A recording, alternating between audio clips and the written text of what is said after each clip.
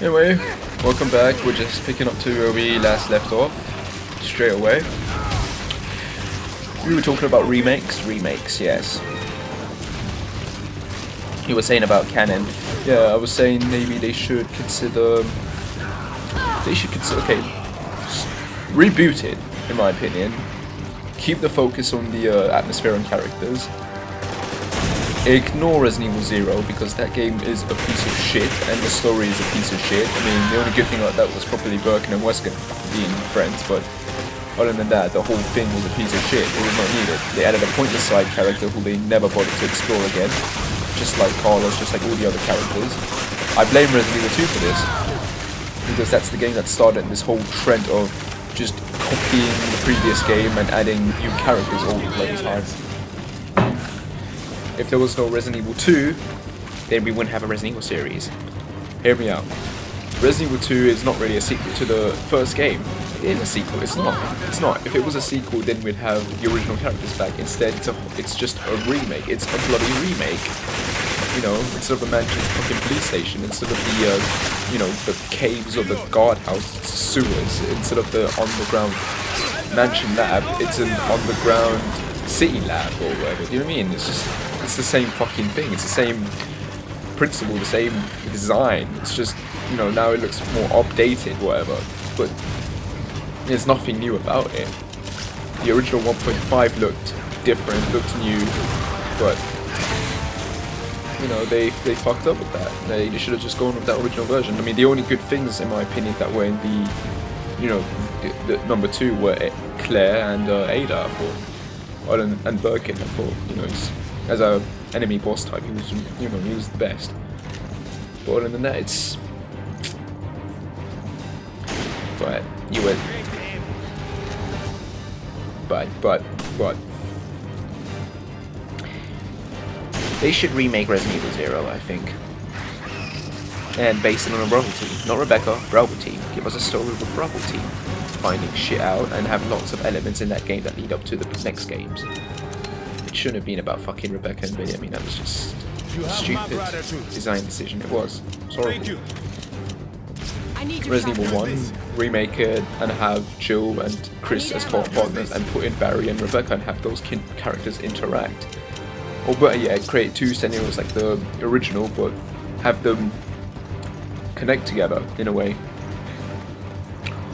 And Resident Evil 2, again, you know, if you're going to remake it, then you got to stick with the canon storyline. You can't not go, you know, the whole, because we know what the canon one is now, so there's no point. You know what I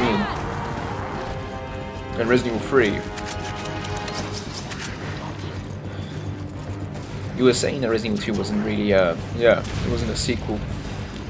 See, in my opinion, they should have just brought back Chris, Jill, Barry, and Rebecca, and they should have, you know, like Resident Evil 3 based in Raccoon City, had the Nemesis chasing them, characters get killed off, you know. Otherwise, the only real sequel literally is Code Veronica, because that actually ties into the first game, and the second, Claire, and actually gives us information that the previous 2 didn't give.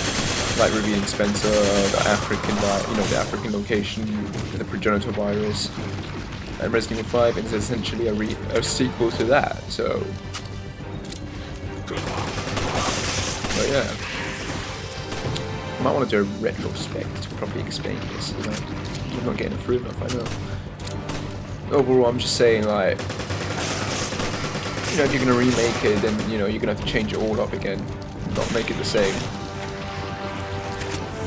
Reboot it basically, you know, change certain things and, you know, make it simple. The problem with the games is they always have different directors and writers. They need to just get one team, you know, one specific team to work on those specific parts, and you got something that's coherent and, you know, logical. I mean, 5 is logical. I mean, considering it's, I know it is in a way logical, but themes, the dynamics, they're not there. Again, people keep saying they want to see Barry back, but honestly, Barry is pointless to bring back considering Wesker's dead now. I mean, Barry is a character to bring back if you're going to have him, you know, get revenge on Wesker for what he did to him in the first game. considering he's not going to be, and you know, him and Chris are friends, you know, they're best friends, so it would make more sense to have them two together against Wesker. But now that Wesker's dead, there's no point to bring Barry back. Billy, there's no point to bring him back because they've used the African location, and he had a connection to Africa, and it would have made more sense to bring him back as an NPC character who's a guide who helps them out, you know, to redeem himself for what he did all those years ago. But they've done the African location, and Billy's not in it, so there's no point to bring him back. His role will be pointless. Carlos, again, we see him at the end with Jill and Barry, so in my opinion, if they really wanted to make a game with Carlos and, you know, have him and Barry together and do this old and young kind of thing, and make it a prequel, have Wesker maybe appear in it, have Nikolai in it, have Hank in it, you know, just get all those little side character stories out of the way and done with. Otherwise, again, pointless to bring those characters back because they serve no purpose anymore. This game effectively finished off the original storylines and pretty much destroyed any chance for any of the other characters to make appearances because they had certain connections to certain things that this game brings, and those characters aren't in it, so overall it will be pointless to include them in future installments. And considering that Barry dies in the RE5 movie, because those aren't canon, by the way, to the game storylines, those are its own universe, but Anderson made he's got a deal with Capcom in which he uses specific characters, and if he uses any game characters that get killed off, it's because Capcom have given permission for him to kill them off because they have no plans to use said characters in the future. So therefore, Carlos, Nikolai and Barry, you know, who died in the films, you're never going to see them in the games again because Capcom have no intention of ever, you know, putting them in the main installment. I don't know about a side game, but you're never going to see them again, that's the truth, and people just need to let that go. Another problem with that is, like I said, it's Resident Evil 2 again. Everything comes back to Resident Evil 2. That game ignored the original storyline and tried to go for a new storyline, introduce new characters, and then Resident Evil 3 followed that trend by, you know, instead of bringing Chris and Jill together, or Jill and Barry, or Jill and Rebecca, it decided to give us a new character in Carlos, and you know, since then each game's always got a main character, you know, Chris, Leon, Claire or Jill. Those are the four main characters along with Wesker and Ada. Wesker's dead now. And they've always introduced new side characters, and those are the support characters specific to that game. You're never going to see those characters again because they're only supports, and the mains, like I've said, these are the main ones. So you'll see them all the time, but you won't see any of the others because essentially they're not important to the plot anymore. And as I've already pointed out, the movies have destroyed any chance of those characters ever appearing in the games. And this game, Resident Evil 5, has destroyed any purpose for them to appear anymore, so there's no point in bringing those characters back. People just need to, you know, they just need to let it go now and just deal with what they got. You know, if you don't like it, don't play it. You know, don't talk about it. Simple as that. Bitching about it, moaning about it, it's not going to do anything. Either enjoy what you've got now and embrace change, or just, you know, honestly just piss off. Because, like, you're not gonna be able to do anything. That's the truth. You know, what's done is done. And what people don't understand is, you know, they keep, because people want the horror element back, you know, because it's all action now, but the action makes sense. You know, it's logical in terms of the story. It makes sense. You know, it's a global adventure, and the action makes sense. This isn't Silent Hill where it's in a one location and you have to go around doing all this crap. This isn't Dead Space where you're on a ship and you're in a narrow environment. This is war, and in war it's, you know, it's action. You can't make a horror game out of that. That, and the fact is the horror doesn't scare us. That Resident Evil 4 was scary. Resident Evil 4 consisted of the same type of horror elements, which was basically a monster chasing you. Those were the only scary parts in the game. You know, Salazar's right hand, the invisible insects, whatever. Those horror moments, they're all essentially the same fucking concept of gameplay. You're just running away from it and then you have to fight it afterwards. It's scary at first, but then you realize it's just, you know, it's just an action segment, a chase sequence, if you will. But overall, the point I'm trying to make is, you know, the old games, they were scary because we were kids. We were like, what, 8, 9, 10? we've grown up, and those type of games don't scare us anymore because they're just, to us they're just childish now. And what about Dead Space? That was pretty scary. That was scary because Dead Space had a unique thing to it in that the character, we only knew backstory about it, but he didn't speak, he didn't talk. We didn't see his face until the very end or the beginning if we were to kind of hammer around. And the fact is the character wasn't a soldier, and the controls were designed in such a way to, along with the weapons, they were designed in such a way to give us that feeling that we're not a one-man army. And the atmosphere and, the lack of character interactions, that gave it a horror feeling. And that was all in one location as well, just a giant ship. It was practically Alien, basically. In those regards, yes, they did succeed in creating a horror, terrifying element. However, the constant backtracking, the slowness of the moves and the melee and all that, is just, it made the game repetitive. It made the game really enduringly long and boring at times. And that all it's got going for it is just atmosphere. Otherwise, it wouldn't be, that's all it is.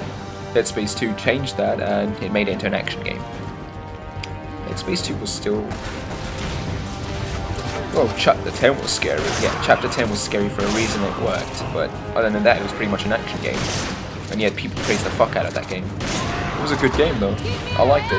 It was my favorite one. I liked Dead Space 1, but I didn't like it a lot. I prefer Dead Space 2. I like when my characters can talk and I can, interact with them and, connect with them. So I like that aspect. And the cinematic moments really pushed that. And it was linear, yes, but it was, it was a good linear game. There were moments, there were segments, there were levels that were interesting and good and done well. And all Dead Space 1 did was repeat that. But that was still linear as well, because you're just going back and forth. But that's not free roaming. That's just you have to do that, and that's the same with the old games. They were linear too. Just because you go in that room or that room, so what? And that in some games I can go back to that specific area, and once I leave the stage, that's it. I can't come back. But yeah, but the old games you literally could free roam around the map areas. Maybe with Resident Evil 1 and 2, but with Resident Evil 3 you couldn't. Once you get out of the town area, you're stuck in the church part, and the hospital gets blown up, so you can't free roam that part anymore. So that game was pretty linear in my opinion. And Nemesis appearances were random. They were not random, they were linear as hell, they were scripted. If you play in a specific order, you know where he's going to appear from. I played that game many times, and it's scripted. You take it. Understood. My point overall is that, again, there's nothing scary about the old games. Damn it. The bridge is out. Doug, come in. The bridge is out. I'm going to need you to come to us. The horror There's a elements, landing pad on the roof of the communication the horror elements Can you make meet us there? the action moments make sense. It has to be an action game. That's the truth. He's quite a character. That's one way of putting it. Anyway, I think we talked enough about that. Yeah, if anyone's been watching this so far, if anyone that's trying to get the trophy to kill those microphone Maginis, to get the second one, you need to come all the way here towards the end, get on one of these guns here, kill the enemies there, and then you should appear once you kill them. There we go. And then kill him, just blow him up. Or snipe him. Yeah, snipe him, it will make more. Are you alright?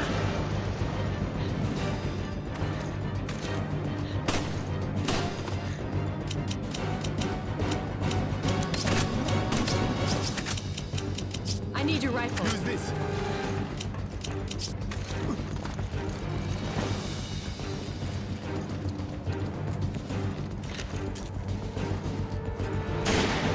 There we go. Got it.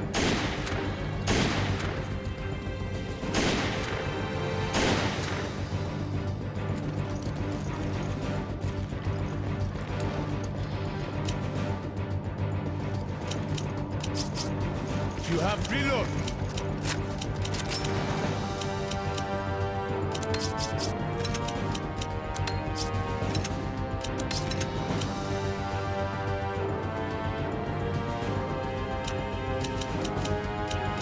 I need ammo. Use this. Thank you. I Thanks. owe you one.